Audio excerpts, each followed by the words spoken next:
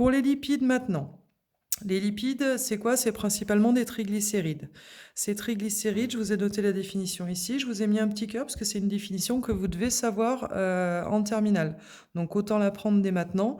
Un triglycéride est un triester obtenu par réaction entre du glycérol et trois acides gras.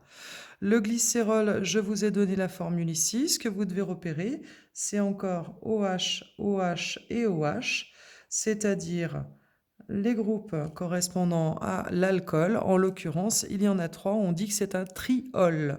Pour son nom exact, c'est même un propane 1, 2, 3 triol.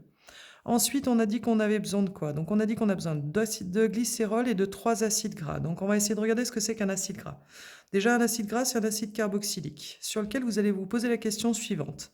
Est-ce que le nombre d'atomes de carbone est pair? Et est-ce que ce nombre d'atomes de carbone est compris entre 4 et 22? Si vous me répondez oui, il s'agit d'un acide gras. Si vous me répondez non, c'est juste un acide carboxylique. Je prends un exemple ici. Nombre de carbone, 17, 17. C'est impair, donc c'est juste un acide carboxylique. Ce n'est pas un acide gras. Et puis je prends celui-là, 14. 14, c'est pair. 14, c'est bien entre 4 et 22. C'est donc un acide gras. Il y a une deuxième chose que vous devez savoir faire, c'est savoir si on est sur un acide carboxylique ou un acide gras saturé ou insaturé. Pour savoir si c'est saturé ou insaturé, on multiplie le nombre d'atomes de carbone par 2 et on regarde si c'est égal au nombre d'hydrogène. Si on répond oui, eh bien c'est un saturé. Si on répond non, c'est un insaturé. Alors je regarde ici. 17 fois 2,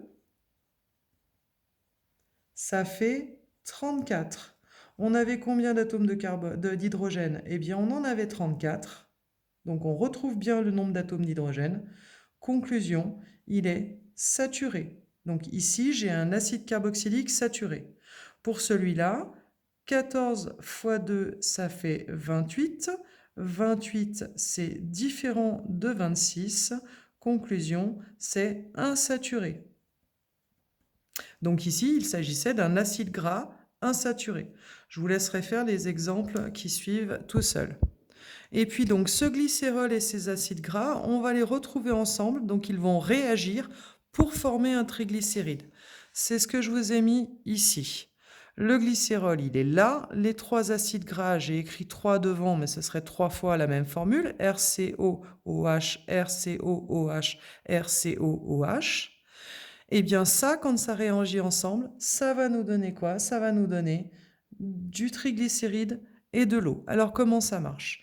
Eh bien le H qui est ici va partir avec le OH du carboxyle. Ces deux molécules-là vont partir ensemble pour former de l'eau.